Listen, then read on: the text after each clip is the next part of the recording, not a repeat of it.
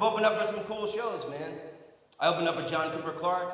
In 1996, I opened up for James Brown at the Canocti Harbor Resort, 2 hours north of San Francisco. And I'm from the South. I grew up in Florida. I started out doing comedy on the Southern circuits. Did all these shitty butt-fuck one-nighters all over. You should see the Holiday Inn lounges I played to make it to Shepherd's Bush Empire, ladies and gentlemen. So I was real young, and I had to do all these shitty gigs all over the South, man, and James Brown was my dude. He's still my dude. I was just listening to JB before I came out here, man. And he was in prison in Augusta, Georgia, when I did I did a shitty one-nighter in Augusta, Georgia at the Holiday Inn Lounge.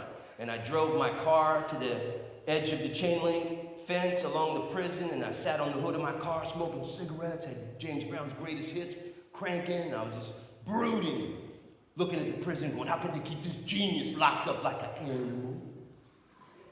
So it meant the world to me to open up for him in 1996, and I didn't meet him afterwards because he's so sacred to me. I didn't want to ruin my image of the young, virile James Brown. It's one of my few regrets in life that I didn't meet James Brown when I had the chance. But I couldn't take the chance, man. Maybe I'd go backstage and he's some old man in his underwear. And I accidentally see through his pee hole and see this weird old guy, shriveled up looking dick, and then I could never listen to Get On Up properly ever again. You know, I could never get on up because I'd be thinking about that weird old man little dick and shit. It just couldn't take that chance, London. In 1998, I opened up for Ray Charles at this famous jazz club in New York City called Tramps. And I don't know why they ask comedians to open up for shows like this, because nobody was there to see me. And I had to do 20 minutes. And I'm on stage for 10 minutes and the whole audience is talking. Nobody's paying attention to anything I have to say.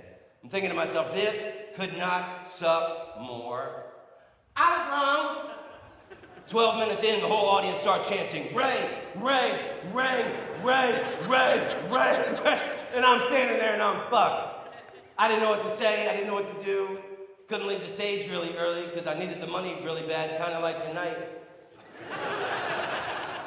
And it seemed like an eternity, and finally I thought of something to say. I went, people, Ray is in the shower. I didn't just walk off the street. Mr. Charles knows I'm here. He asked me to do a couple minutes while he made himself pretty for you people. And don't worry, I'm not going to do 1 minute past my allotted time, because I want to see Ray Charles just as bad as you do. And then they clapped and they shut up and they let me finish. And I swear to God, I walked off on the side of the stage and Ray Charles was standing on the side of the stage, and as I walked past Ray Charles, he goes, am I pretty enough to go on here?